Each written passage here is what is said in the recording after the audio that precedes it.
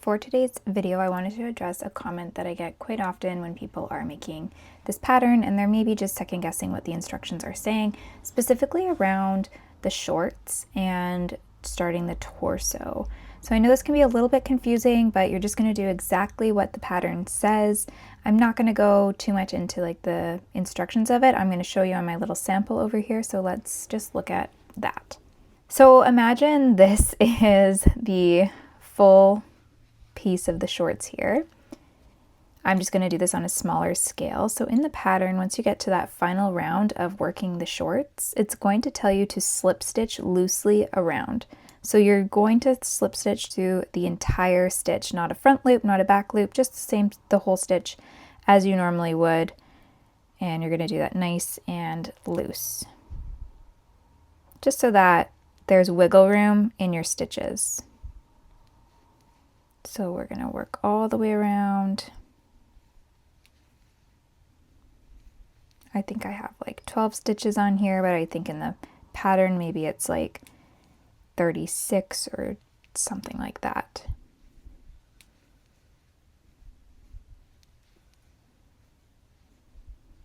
Okay, I'm not sure how many I worked. I'm just going to do one more to finish that off. So at this point I would cut my yarn and kind of let my tail just hang out there until I'm ready to weave it in, but this is all it's looking like. So the reason why I don't slip stitch into the front loop and I just go into the full loop is because my slip stitches will roll forward, as you can see.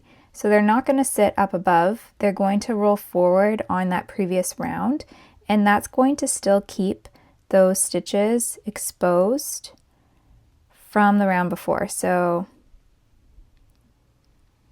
I can still go in and pick up that stitch, and what it's going to do is make it a little bit cleaner color-wise, as you can see here, and then it's also going to just make it a little bit more sturdy for us. So I'm going to grab another color and I'm going to work into there, and I'm going to show you what it would look like if we were actually working the torso.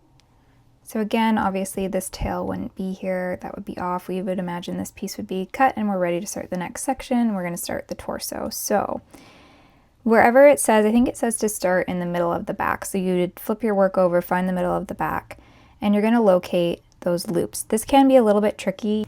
You can use a darning needle to help you pull up those stitches, but they should be pretty easy to identify. I do like pulling them up because it does make it a lot easier, as you can see there. And I'm just going to insert my hook and crochet this as normal. So there's no back loop to the slip stitches that you're working in. You're literally working into the row before. The row that we slip stitch into is the same row that we're going to work the torso into. And you're just going to go around. Some are harder to get into for sure, and that's why I like to kind of find them and pull them up.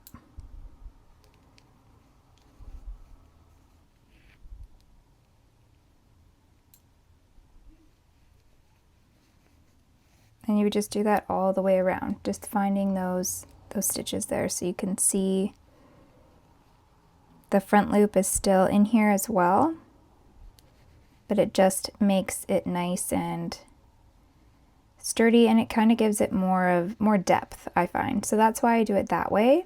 That's how we work our little shorts and torso for the pumpkin man and for my scarecrow. Hopefully that helps clear things up a little bit,